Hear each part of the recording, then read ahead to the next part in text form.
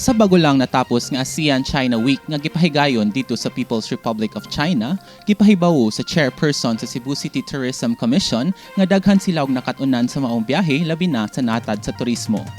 Sa gipahigayong regular session sa Cebu City Council ni adtong Miyerkules, Agosto 16, gipahibaw ni Konsehal Jocelyn Joy Pesquera nga dako ang interes sa mga Chinese nga turista sa pagbisita sa Pilipinas. Apan hinay ang pagproseso sa embahada sa Pilipinas nga nakabase dito sa China. We had an occasion to meet with a Philippine consul based in Xiamen, wherein she explained to us that there is no such thing as visa quota. However, she said that they can only approve a very few number of visa applications a day due to manpower constraints and lack of supplies, and she further stated that their budget this year was reduced.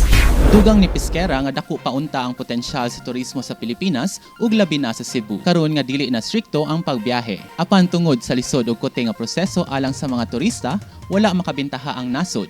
Kasagaran sa mga turista, ilabi na ang mga Chinese nga usa sa dakong tourism market, mas gipili na lang mo bisita sa ubang nasod sa Southeast Asia sama sa Thailand ug Singapore. Base sa datos, miabot sa 2.2 million ang tourist arrival sa Mactan Cebu International Airport kon MCIA sa milabayng tuig 2022.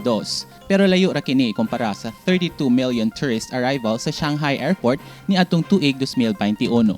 Hinuon giingon ni Pesquera nga mas dako gyud ang China nga adunay 58 ka mga UNESCO World Heritage Sites samtang dinhi sa Pilipinas aduna lamang kini unom.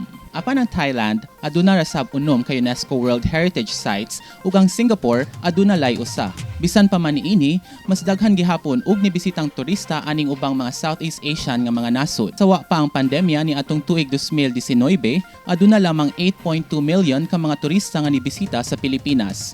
Layo ra kini itandi sa 19.1 million sa Singapore, 39.9 million sa Thailand, o 162.5 million sa China sa susamang tuig.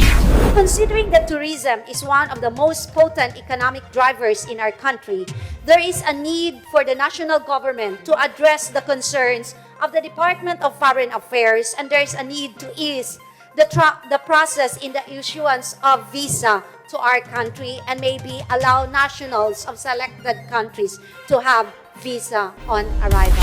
Tungod niini giaprubahan sa konseho ang tulo ka mga resolusyon ni Konsehal Pesquera.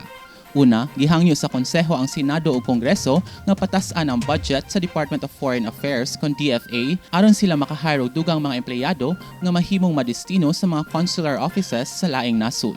Ikaduha, gihangyo sa konseho ang DFA nga mag-establisar og dugang mga consular offices sa People's Republic of China.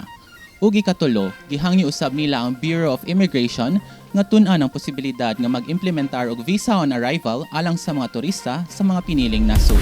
Ang bago lang natapos nga biyahe sa mga konsehal sa nasod sa China, naghatag kanila og kahigayunan nga makapanday og dugang mga balaod nga ikaayo sa syudad sa Cebu sama na lang sa pagpaligon sa programa sa turismo, infrastruktura, panlawas ug uban pa. Kini ang balita. Santino Bonachita, Cebu City News.